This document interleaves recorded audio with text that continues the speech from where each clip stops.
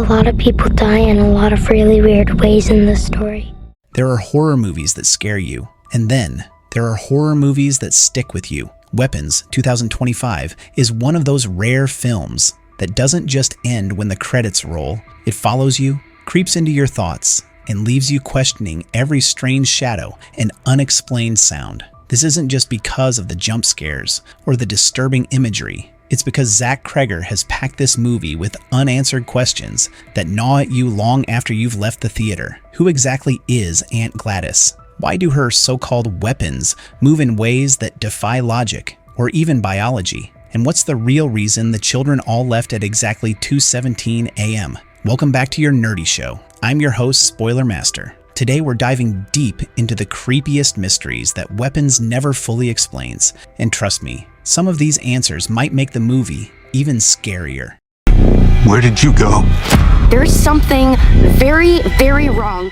Who or what is Aunt Gladys? Let's start with the most obvious and most disturbing question. Who is Aunt Gladys? Throughout the film, she's this shadowy figure hanging in the background, but whenever she steps forward, she feels wrong. Her smile lingers too long. Her movements are too deliberate, too heavy, like she's not quite human, but trying very hard to pass as one. We get hints, whispered rumors about her past, subtle mentions of old stories the townsfolk don't want to repeat. There are flashes of strange symbols in her home, objects that look like they belong in some kind of ritual rather than a kitchen. And the way people react when her name comes up, that's not normal fear. That's generational fear, the kind passed down like a warning. Was she once human and corrupted by something ancient? Or was she never human to begin with, just wearing the shape of one? The movie doesn't confirm either way, which is exactly what makes her so unnerving. Kids walked out of those homes, no one pulled them out.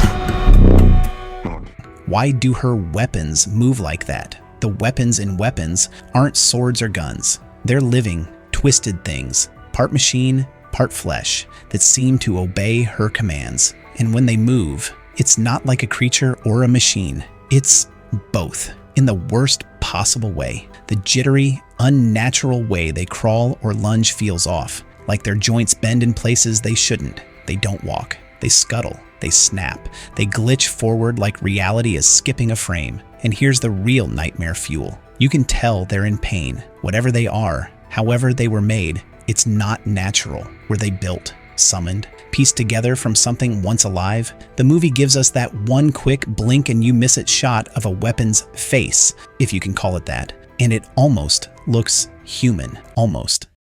What, you want to get in my face? You want to threaten me? Nobody's threatening you right now. The 2:17 a.m. event. If you took a bathroom break during the film and missed the mention of 2:17 a.m., you'd think it's just a random time, but it isn't. Every single one of the missing children in the story left their homes at exactly 2:17 a.m. No struggle, no screams, no signs of being forced. They just walked out. Some even put their shoes on neatly before leaving, as if they were heading somewhere safe. Why 2:17? It's too precise to be coincidence. Some fans think it's linked to a ritual. Maybe that's the exact time the moon is at a certain angle, or when a door between worlds briefly opens. Others think it's tied to the witchcraft symbols we see later, that the number itself holds power. Whatever the reason, it's chilling because the movie never gives us the why. All we know is that when the clock hits 2:17, something takes over, and you can't stop it. Just her classroom. Why only hers?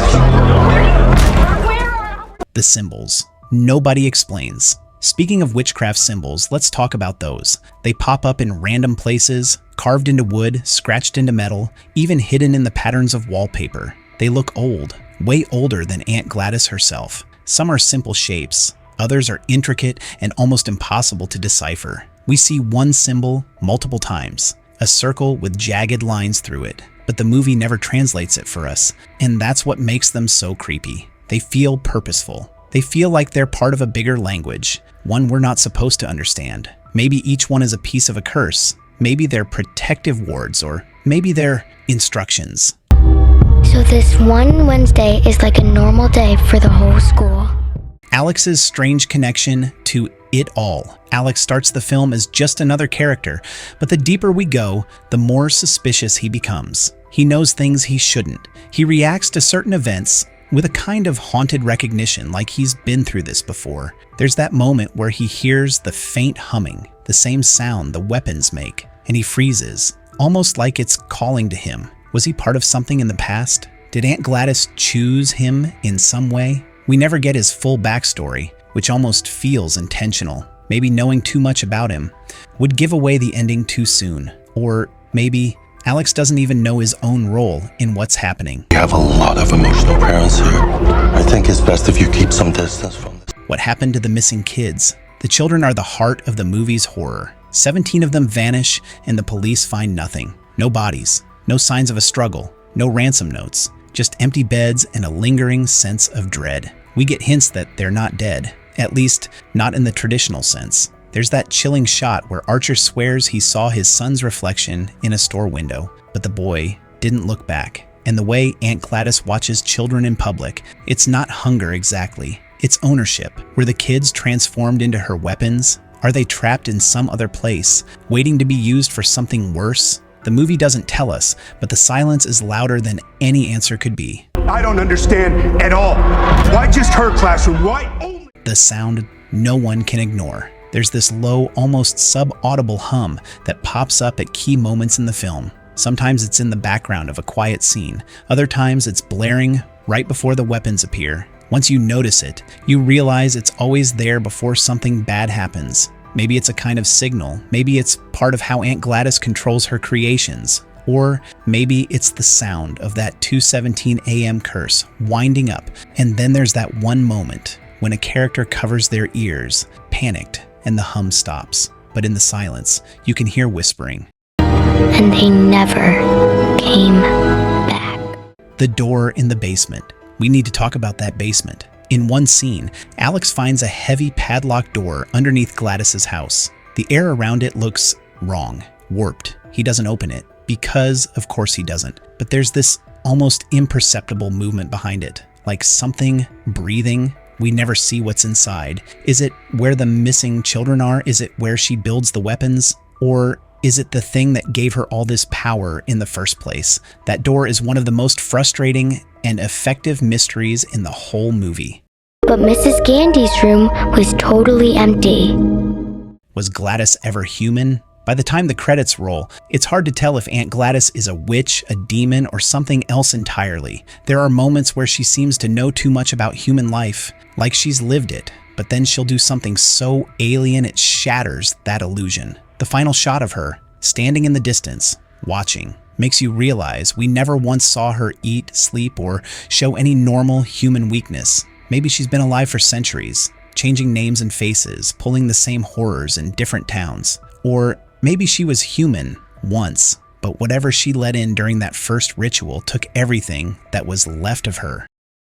Very sorry, I am. She should be locked up until she tells us what happened. The ending that isn't an ending. And finally, the ending itself. We get Archer racing to stop something we don't fully understand. A confrontation that feels huge but ends abruptly. And then silence. No resolution. No clear good wins or evil wins moment. It's as if the movie wants to remind us that evil like this doesn't get tied up neatly. Sometimes the nightmare doesn't end. Sometimes it just moves to the next town. And maybe that's the scariest unanswered question of all. Where will Aunt Gladys go next? Weapons, 2025, leaves us with a lot to think about. And even more to fear. It's a story that doesn't just end when the credits roll. It lingers, it festers, it waits, because somewhere in some small, quiet town, a clock is ticking toward 2:17 a.m. And when it hits, our nerdy thoughts. So maybe that's the real genius and terror of Weapons. The scariest thing isn't what's shown, it's what's left in the dark. Aunt Gladys remains a riddle wrapped in whispers. The 2:17 a.m. march of the children lingers without closure, and those strange, almost insect-like weapons are burned into our minds without ever giving up their secret. Zach Cregger didn't just make a horror movie. He made a puzzle you're not supposed to solve. And maybe that's exactly why we can't stop thinking about it, because some horrors aren't meant to be explained. They're meant to live in the shadows, waiting, watching, and following you home. Now what the heck? heck, I'll laugh anyway.